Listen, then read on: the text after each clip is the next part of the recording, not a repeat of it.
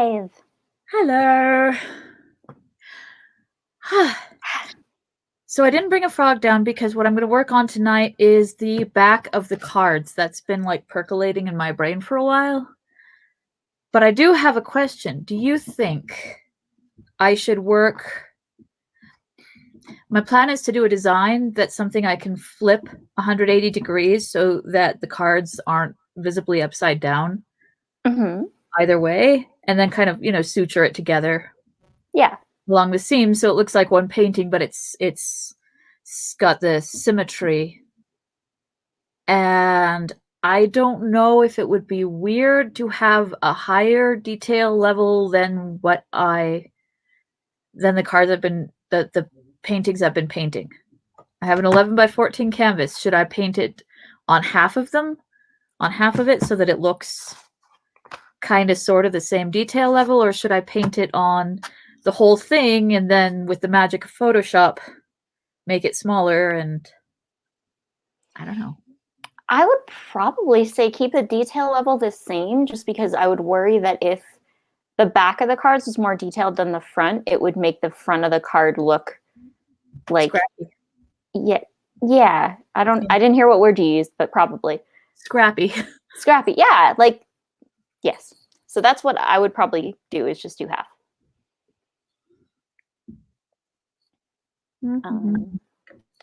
Let me see where we are.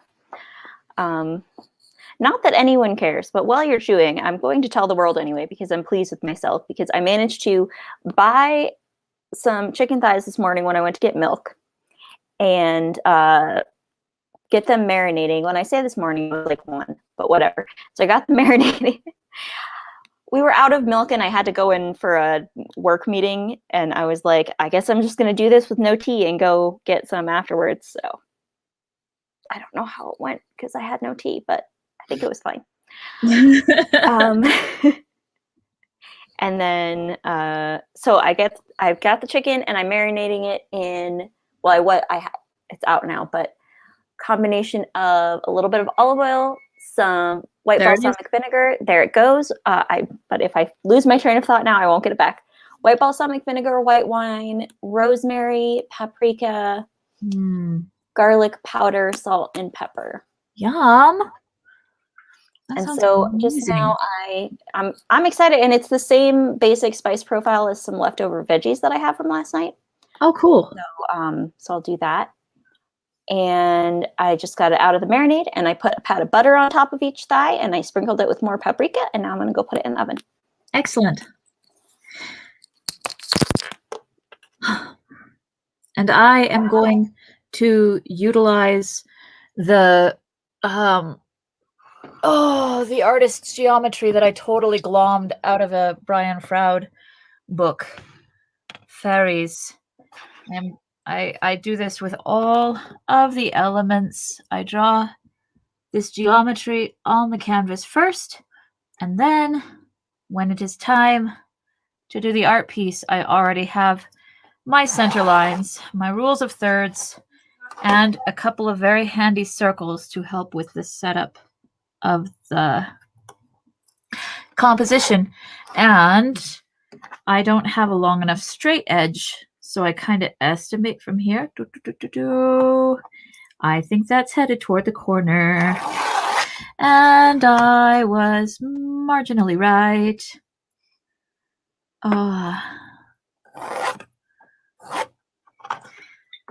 Close enough. And now we have... Why is my canvas so floopy? This is a floopy canvas. They're not all this floopy. Probably just as well you're only doing half of it then. Right. Maybe a paid to work with for the entire canvas. At least this isn't... Oh, wait, no, I don't do it that way. At least this isn't the kind of thing where I'm going to make the paints really wet, because they would just all run toward the middle. Yeah, great. Brian Froud geometry. I have totally been watching Jill Bear Up like crazy. I have not gotten any of that watched yet, but I need to. Yeah.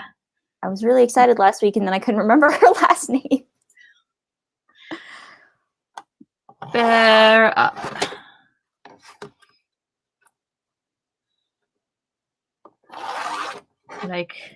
Like to bear up under all the trials and tribulations. Or like, if you were like, where bear? And someone was like, bear up. And then the bear jumped on you. Bear there. Oh, gosh, where were we? Somewhere way back here. We're pretty darn close to the end of this book. I think you're right. We had gotten to the point where Gollum's been captured, but he hasn't been spoken to yet. Ah, yes. Okay. Anborn grabbed him and he turned around and they're like, ah! Ew! And Frodo's like, I told you. Right? Oh my god, that was a terrible line. I hate it. I hate it so much. I'm gonna replace it. Me, when I'm trying to flirt with someone. As I recall, I haven't done it since. Anyway, let's not think about that. I blame lockdown for all of the things. Hello? I'm trying to think if I can retroactively blame lockdown for having been single for 5 years. Sure, why not? Yes. You sensed it coming. 5 years from now, I won't be able to leave my house. I'd better get ready by never leaving my house. See, introverts were just prepping. Incidentally, do you hear? Introverts are the doomsday preppers of social interaction.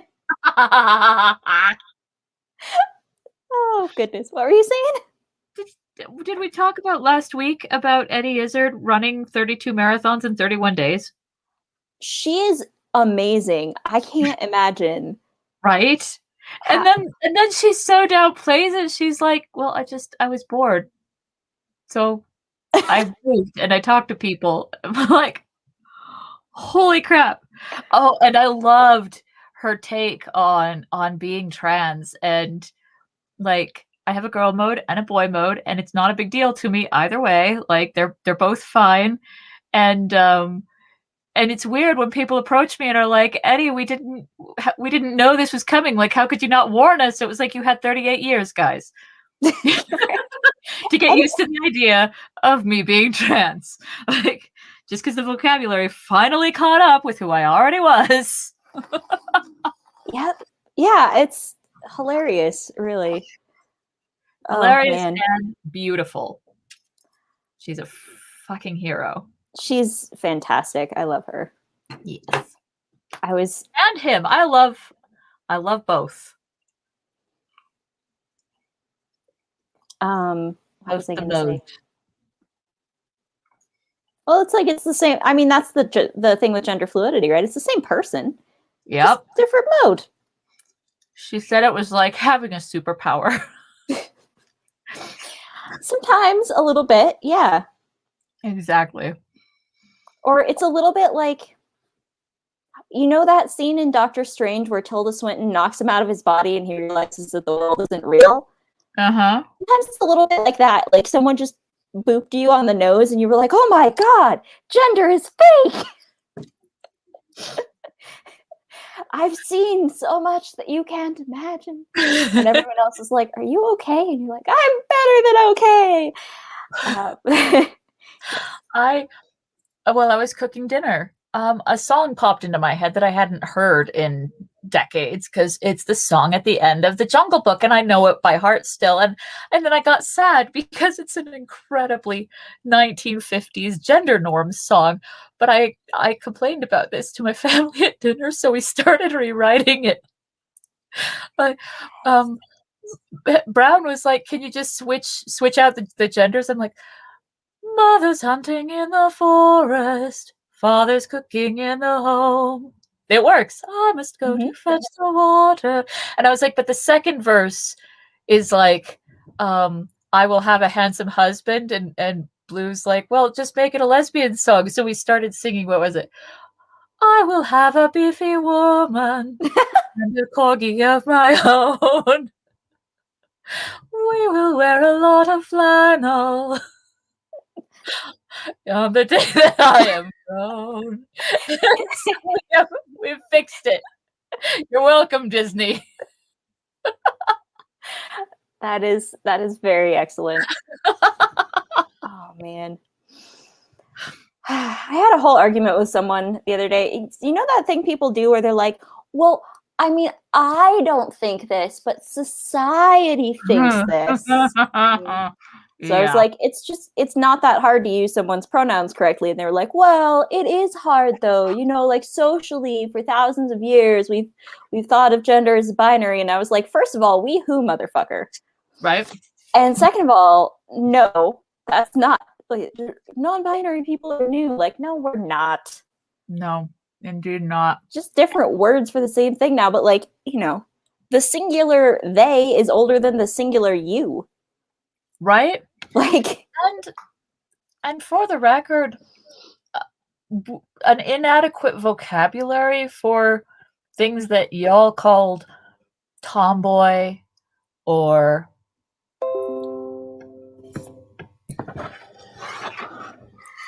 gayer than Christmas or whatever the hell you used to use, like that was the wrong way to go.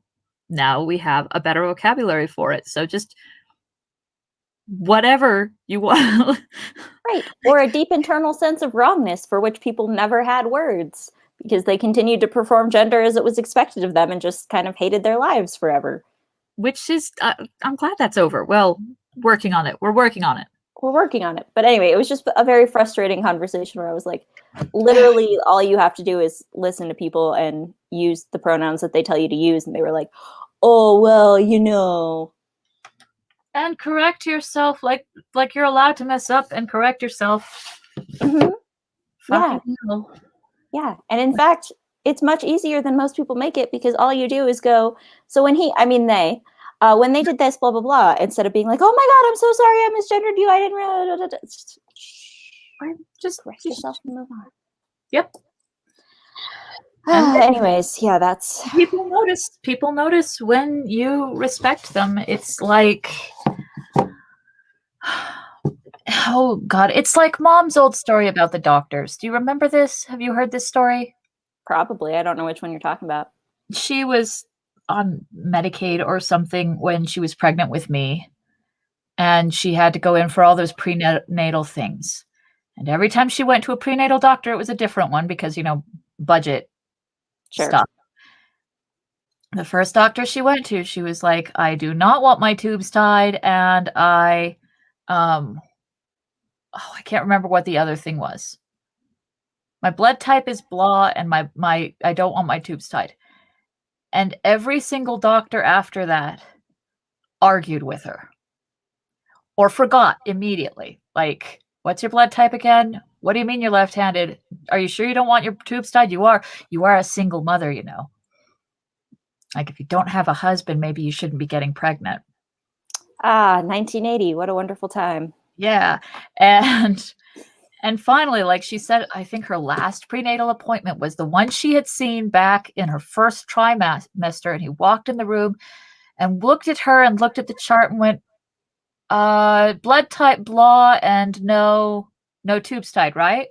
And she was like, thank you. Like, yes, that. Thank you. Yeah. I mean, it's true. People... Like, you haven't seen me in 7 months and you remembered, and that matters to me. Mm-hmm. Fucking and hell. that's the kind of thing that people really do notice. Like, I notice every time I don't... What was that? Oh, yeah. That's true. Yeah. I don't always say anything, but I always notice when people use my pronouns correctly. Right? It's just like this little word. I'm like, oh, they, thank you. That's me. And I notice when people know my pronouns and they don't use them correctly. And then I'm like, okay. Still got a long way to go. Yeah. All right. So, meanwhile, Gollum has been carried off by the men who are very put off by how slimy he was, as anyone would be. Absolutely. Frodo followed them, feeling very wretched. They went through the opening behind the bushes and back, down the stairs and passages, into the cave. 2 or 3 torches had been lit. Men were stirring. Sam was there, and he gave a queer look at the limp bundle that the men carried. Got him? He asked Frodo. Yes. Well, no, I didn't get him. He came to me because he trusted me at first, I'm afraid. I did not want him tied up like this. I hope it will be all right, but I hate the whole business. So do I, said Sam, and nothing will ever be all right where that piece of misery is. A man came and beckoned to the hobbits and took them to the recess at the back of the cave. Faramir was sitting there in his chair, and the lamp had been rekindled in its niche above his head. He signed to them to sit down on the stools beside him. Bring wine for the guests, he said, and bring the prisoner to me. So that's what you want when someone woke you up at 4 a.m. and now you realize you are not going to get to go back to sleep. Wine. Yeah. Yeah, well, I mean, they have different types of wine. Maybe this one's more like a Red Bull. Bring Red Bull for the guests. That's also not what I want at 4 a.m.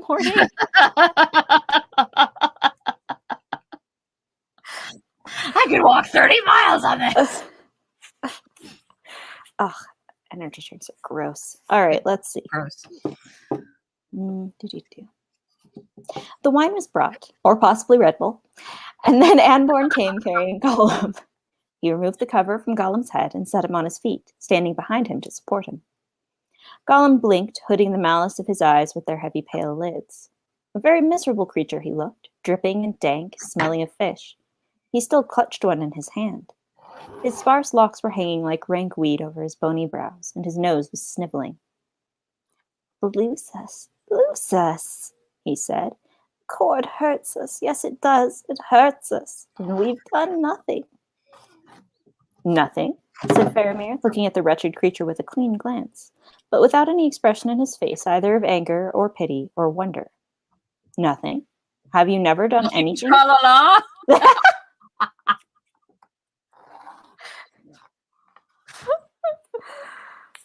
Well, I've spoiled another scene for everybody. You're welcome. Have you never done anything worthy of binding or of worse punishment? However, that is not for me to judge, happily. But tonight you have come where it is death to come. The fish of this pool are dearly bought. Gollum dropped the fish from his hand.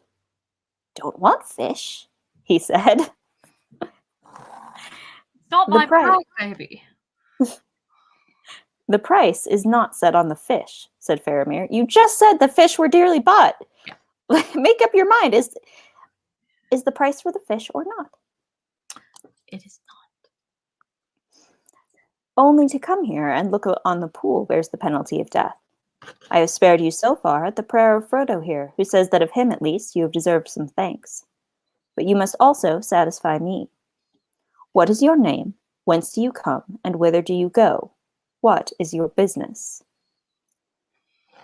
We are lost, said Gollum. No name, no business, no precious, nothing. Only empty, only hungry. Yes, we are hungry. A few little fishes, nasty, bony little fishes, for a poor creature, and they say death. So wise they are, so just, so very just. Well, salty. Yeah, right? Not very wise, said Faramir, but just? Yes, perhaps, as just as our little wisdom allows. Unloose him, Frodo. Faramir took a small nail knife from his belt and handed it to Frodo. Gollum, misunderstanding the gesture, squealed and fell down. No. Sorry. I see one of the I can't remember which actor it is. It's like, ah! But Chris Tucker. I picture Chris Tucker screaming and falling down. Now, Smeagol, said Frodo, you must trust me. I will not desert you. Answer truthfully if you can. It will do you good, not harm. He cut the cords on Gollum's wrists and ankles and raised him to his feet. Come hither, said Faramir. Look at me. Do you know the name of this place? Have you been here before? Slowly, Gollum raised his eyes and looked unwillingly into Faramir's. All light went out of them, and they stared bleak and pale for a moment into the clear, unwavering eyes of the man of Gondor. Then there was a still silence. Then Gollum dropped his head and shrank down until he was squatting on the floor, shivering. He doesn't know. He doesn't want to know, he whimpered. Never came here. Never come again. There are locked doors and closed windows in your mind, and dark rooms behind them, said Faramir. But in this I judge that you speak the truth. It is well for you. Mind? Right, like Faramir's just casually reading people's minds. Didn't think to mention he could do that at any point. Like, what? Everyone else. And of course, the rest of his men are just like, ha, he's having a joke with the guests again. There's also the, like, you picture Faramir as a child following Gandalf around Minas Tirith, and Gandalf at one point is like, oh, by the way, if you ever want to read a mind, do this and this and this. There you go. That's Gandalf why his would do that. What? Just like casually. And then Faramir would be like, why would I ever need to read a mind? And Gandalf would be like, don't ask questions. There are many reasons. You may find that I am right someday, Faramir. And the father's like, fuck, he can read minds now, stupid. I mean, be fair. If someone had come in and taught one of your kids to read minds when they were like a preteen, wouldn't you be pissed? So pissed. Nobody needs that. No. Preteens especially don't need that. I used to wish that I could read minds, and I'm so glad I can't. Yeah. Likewise. Besides, these days, everyone just spouts whatever they think on social media, so you don't really need to read minds. I suppose. I sort of ignore that as much as possible. Absolutely. If it's not funny, I don't want to read about it on social media. The funny stuff, though, is priceless. Oh my god, did you see any of the memes when the boat was stuck in the Suez Canal? The fucking memes are awesome! Oh, they're so good! Oh, man. Yeah. And then when it finally came out, the way I found out was someone posted on Tumblr, well, that ship has sailed.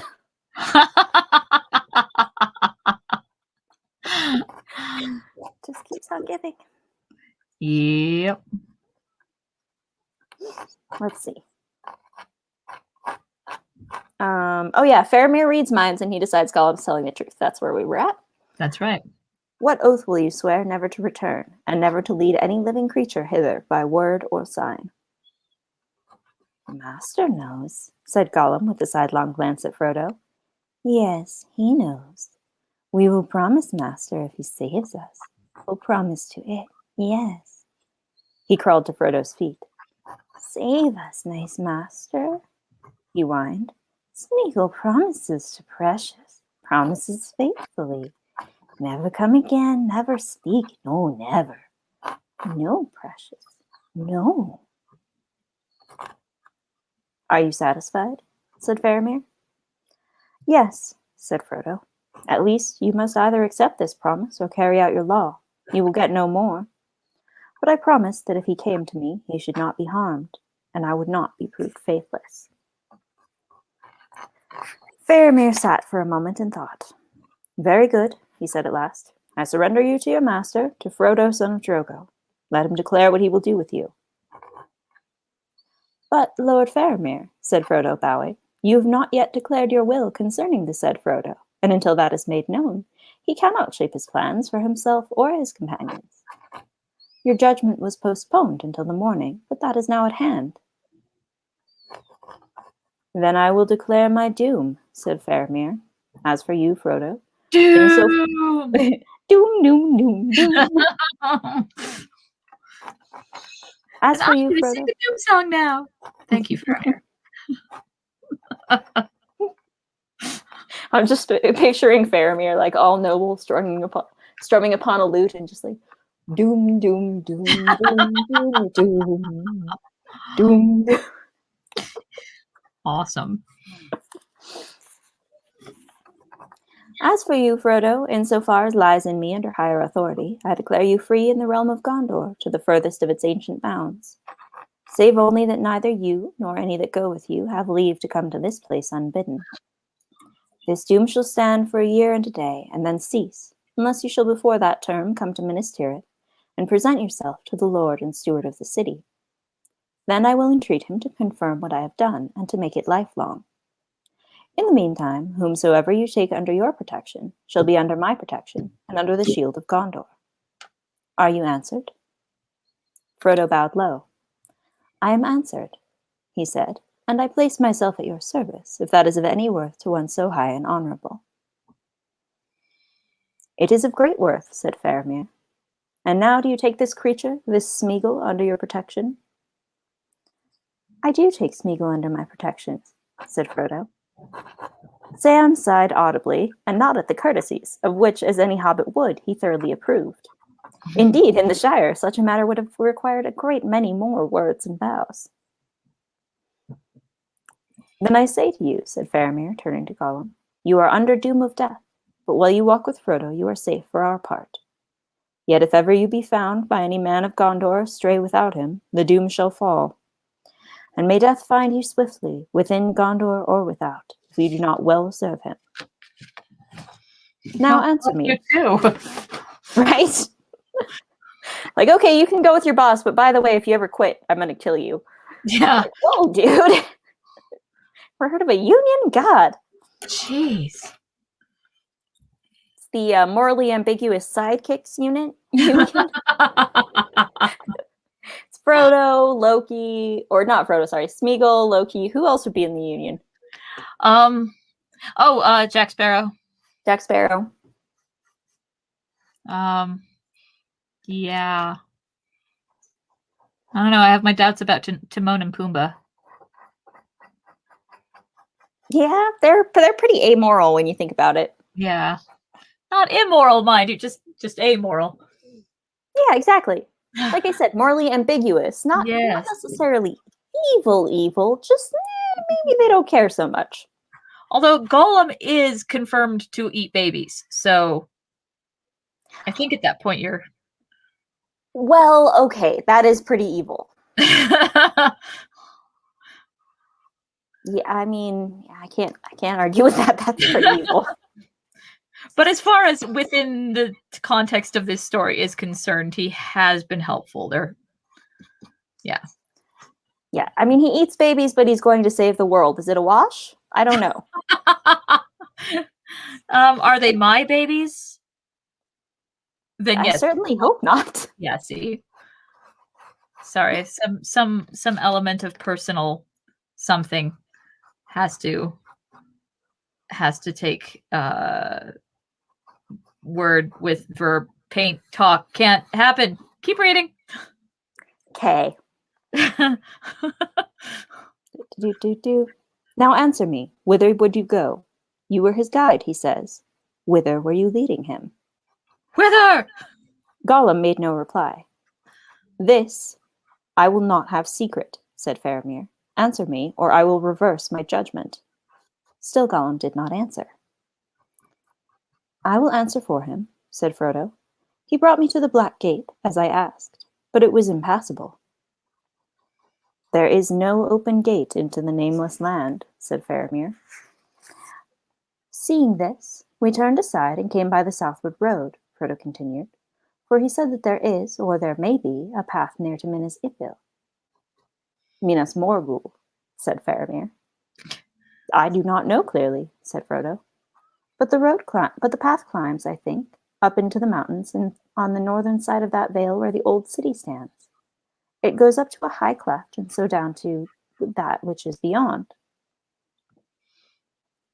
Do you know the name of that high pass? Said Faramir. No, said Frodo. It is called Cirith Ungol. Gollum hissed sharply and began muttering to himself. Is not that its name? Said Faramir, turning to him.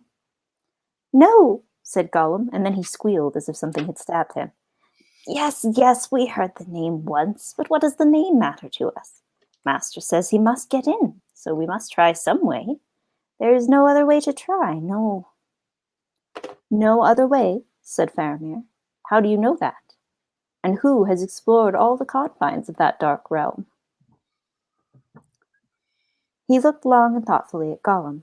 Presently he spoke again. Take this creature away, Anborn. Treat him gently, but watch him. And do not you, Smeagol, try to dive into the falls. The rocks have such teeth there as would slay you before your time. Leave us now, and take your fish. Anborn went out, and Gollum went cringing before him. The curtain was drawn across the recess. Take your fish. I was thoughtful about my tone there, because I really wanted to be like, leave us now, take your fish. Yeah. Don't leave a dead fish here, man. Come on. Right? Ew.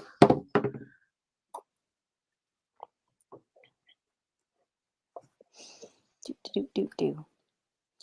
Frodo, I think you do very unwisely in this, said Faramir. You think? Uh-huh. Hey, Frodo, maybe you shouldn't take the scary spider pass through the mountains to the root of all evil. Just a thought. But I gotta. Oh, okay. Right? Like wisdom is not the point, sir. Nope, said Faramir. I do not think you should go with this creature. It is wicked. No, not altogether wicked, said Frodo. You're going to lose that argument? Yeah. Not wholly, perhaps, said Faramir. But malice eats it like a canker, and the evil is growing. He will lead you to no good. If you will part with him, I will give him safe conduct and guidance to any point on the borders of Gondor that he may name. He would not take it, said Frodo. He would follow after me, as he long has done. And I have promised many times to take him under my protection and to go where he led. He would not ask me to break faith with him. No, said Faramir, but my heart would, for it seems less evil to counsel another man to break troth than to do so oneself, especially if one sees a friend bound unwitting to his own harm. But no, if he will go with you, you must now endure him. I do not think you are holden to go to Cirith Ungol, of which he has told you less than he knows. That much I perceived clearly in his mind. Do not go to Cirith Ungol. Where then shall I go? Said Frodo. Back to the Black Gate and deliver myself up to the guard. What do you know against this place that makes its name so dreadful? Nothing certain, said Faramir. We of Gondor do not ever pass east of the road in these days, and none of us younger men has ever done so, nor has any of us set foot upon the mountains of shadow. But it's called the Pass of the Spider. Did we talk about the fan theory I read about this? That like there's just like a bunch of stuff named the whatever of the spider just as a way to signify that it's kind of like gross and evil, but not actually that there are spiders in it. Because like I think we did. That sounds familiar. Or I think we went off on a tangent at one point about how Wolf Creek Pass doesn't actually contain a creek full of wolves and stuff. Indeed. That would be great. And maybe someday it will, since the wolf reintroduction bill passed. But at this point, no, it does not. I also don't, when I think about lizard head, I don't expect to see a lot of lizards. Yeah. Yeah. It's just, yeah, it was just a name. And the ancients are like, we went to all that trouble. Ancients are like, hey. Words mean things! Words mean things, guys. We put it right there in big letters. Spider Pass. I don't know how much clearer we could have made it. So it's a pass, is what I'm hearing. Damn it! So it's a pass with 8 paths? No.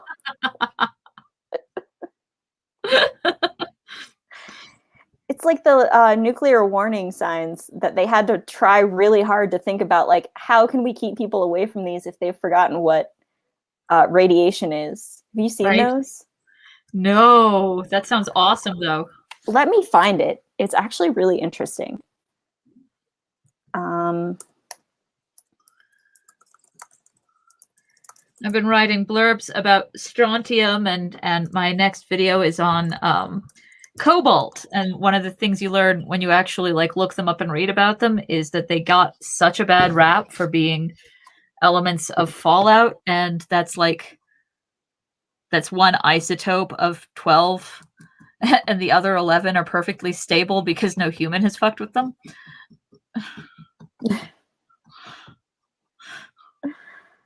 Sounds about right. Right? Yeah. Oh man. Okay, let me read you this. So this place is a message and part of a system of messages.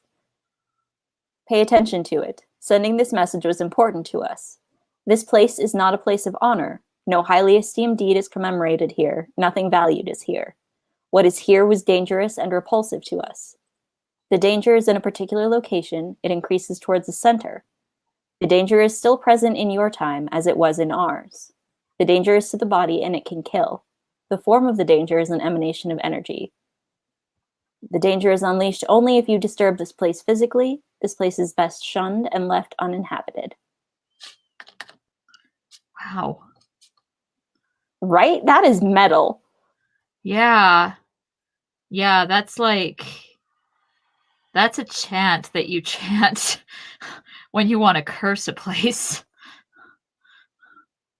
Yep. And then there's pictures of, because they were trying to convey all of this, like, not linguistically, and what kind of like pictures you could use to do that, which is also quite interesting. But awesome. Anyways, yes. So Kirathungol, not a place of honor. No highly esteemed deed is commemorated here because it's full of fucking spider. Yeah. Not spiders, mind you, just one. Just one is... I mean, that's the other thing. Who would reasonably look at a place called Spider Pass and think there's probably a spider the size of a hippo in there?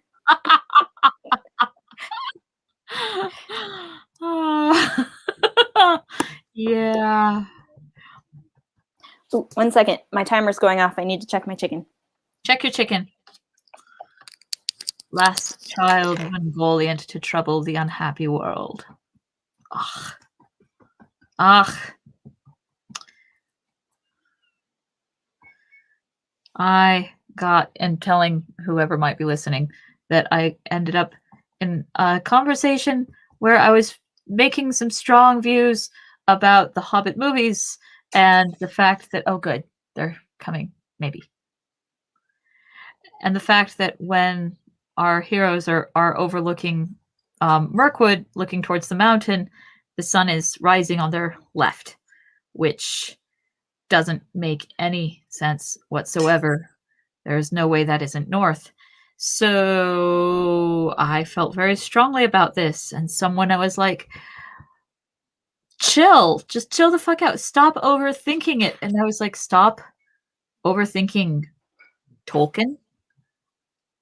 Like, you're cute. And they were like, ooh, I want to live in your world where Tolkien directed the movies. And I was like, okay, honey, look. I didn't say he directed them. I'm saying he's the lore. That the lore exists. Yeah. And yeah, respect the lore. Respect the lore! Hello, I'm back. The Hobbit movies fought the lore, and the lore won.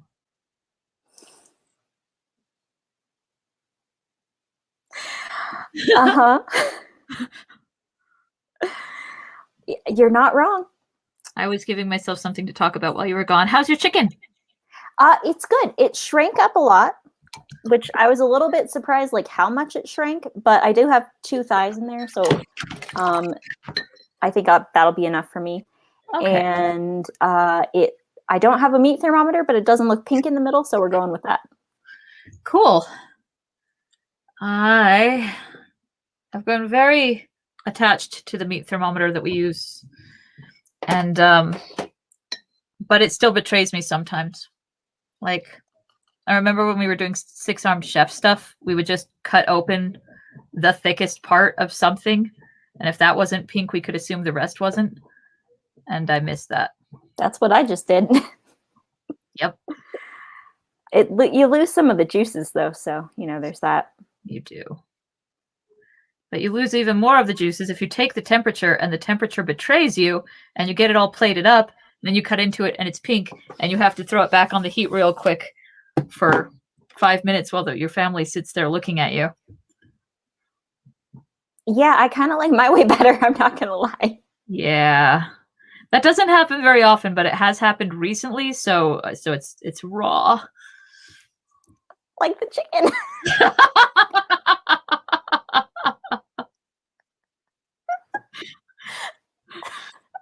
I'm sorry, I had to.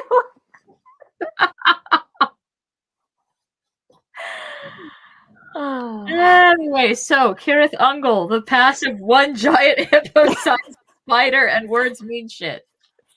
Indeed. If they had just named it, I don't know the phrase for passive giant hippo-sized spider in Cinderin, but if they had named it whatever that is. I have a Cinderin grammar. I'll figure it out. Good. Well, tell me what it is before next week and we can make that the name of the episode. Since hippopotamus is just Latin for river horse, I very much doubt that there is a Cinderin for hippo, but there probably is for river and for horse. Indeed. Or you could just do horse. No, it's got to be river horse. Okay. All right. And then we'll know how to say hippopotamus in Cinderin. That is important, actually. I think we need to know that. Right? We know it in German. Fußpferd. Fußpferd. Which I'm not saying right, which I know because I have a few coworkers who speak German, and I tried to say it to one of them once, and he gave me the weirdest look, and I was like, "My accent's bad." Him to paint your hippopotamus, you know? I think I just said Fußpferd, and he was like, and I was like, "Is my accent bad?" And he was like, "Yeah, maybe don't do that." And I was like, okay. Oh, that sucks. I'm sorry. Germans, they're very direct. They're very, very direct. I was doing my Irish practice on Duolingo the other day, and one of it was questions, and I did the translation, and then I stopped and went, "Oh my god, this was." I can't remember it off the top of my head right now, but it translated to "What does the fox say?" Ding, ding, ding, ding. Like, you bastards. Bastards. So we're actually like a page from the end of a chapter. Good, let's do it. All right. I was going to say, if we can get through it before my chicken gets cold, that would be great. Yes. Okay. Blah, blah, blah. We of Gondor do not ever pass east of the road in these days, and none of us younger men has ever done so, nor has any of us set foot upon the mountains of shadow. Of them we know only old report and the rumor of bygone days. But there is some dark terror that dwells in the passes above Minas Morgul. If Cirith Ungol is named, old men and masters of lore will blanch and fall silent. The valley of Minas Morgul passed into evil very long ago, and it was a menace and a dread while the banished enemy dwelt yet far away. And Ithilien was still for the most part in our keeping. As you know, that city was once a strong place, proud and fair, Minas Ithil, the twin sister to our own city. But it was taken by fell men whom the enemy in his first strength had dominated, and who wandered homeless and masterless after his fall. It is said that their lords were men of Numenor who had fallen into dark wickedness. To them the enemy had given rings of power, and he had devoured them. Living ghosts they were become, terrible and evil. Oh yeah, oh yeah, them. We know them. We know them. Frodo's just like, oh yeah, I've met those guys. Yeah, it wasn't fun. They tried to stab me, but they didn't know the difference between a hobbit and a pillow. One of them did get me in the shoulder. You'll know him by the crown.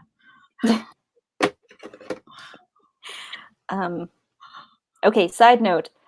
I saw a thing online the other day that was like, I just want to see a gender crisis in fantasy where the villain goes, no man can kill me, and the hero goes, stab, and the villain dies, and the hero's like, cool. Okay, well, I think I have some self-reflection to do.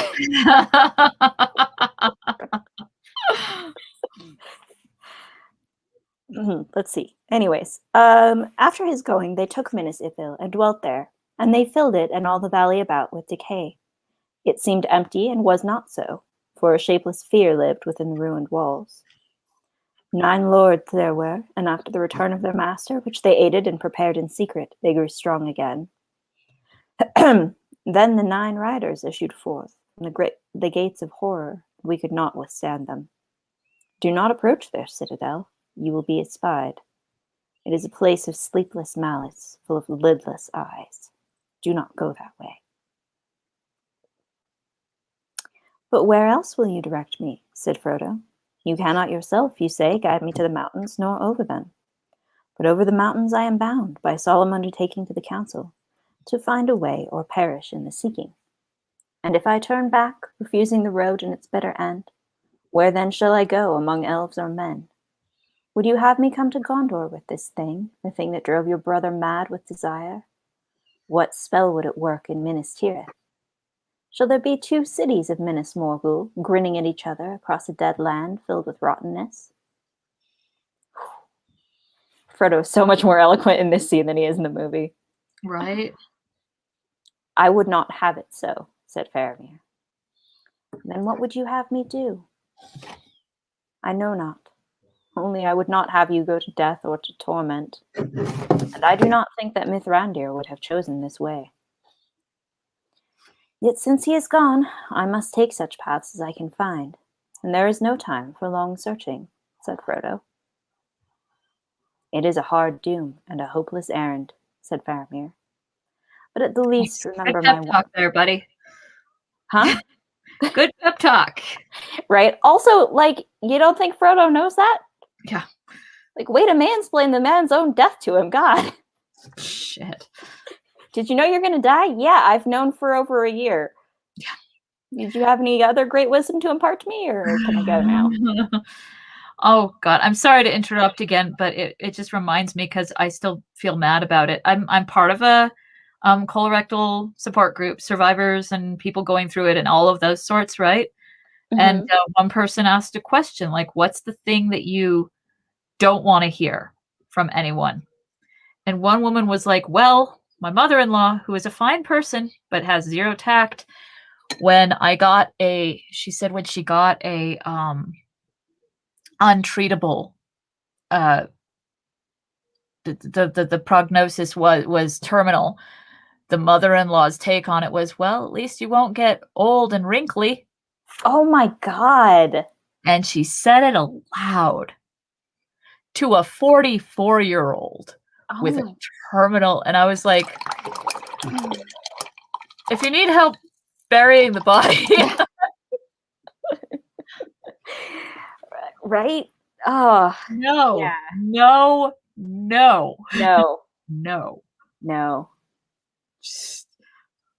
Who in there? No one in the world would rather avoid wrinkles. Yeah. No. I would rather die than be old. No. Nobody means that. Nobody. So that's what Faramir is reminding me of here. Like, but you're gonna die. You're gonna die horribly. There'll be torment, death. It'll smell bad.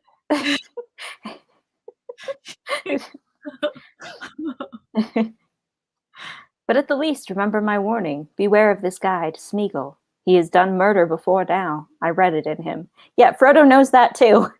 Yep. He sighed. Well, so we meet and part, Frodo, son of Drogo. You have no need of soft words.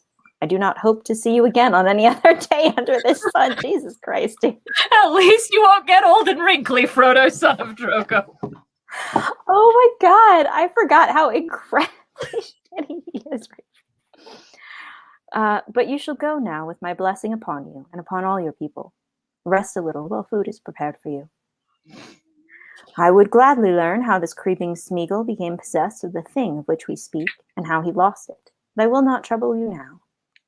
If ever, beyond hope, you return to the lands of the living, and we retell our tales, sitting by a wall in the sun, laughing at old grief, you shall tell me then. Until that time, or some other time beyond the vision of the seeing stones of Numenor, farewell. He rose and bowed low to Frodo, and drawing the curtain, passed out into the cave.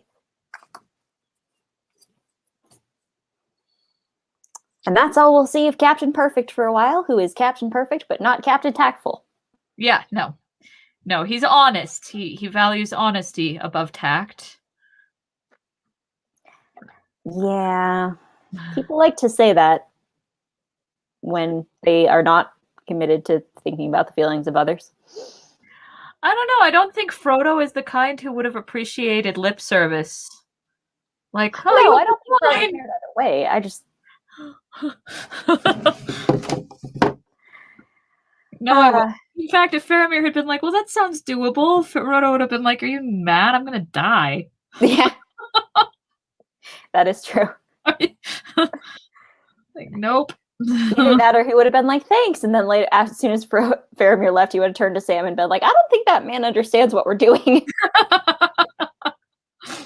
Yeah, at least the tactlessness means that he can see the direness of the whole thing. Yeah. All right, I'm gonna go eat my dinner. Enjoy your dinner. I hope it's warm. Thank you. I think it will be. It hasn't been out for too long. Good. And I will see you next Monday. All right. I love you. I love you too. Cuidado. Yamas.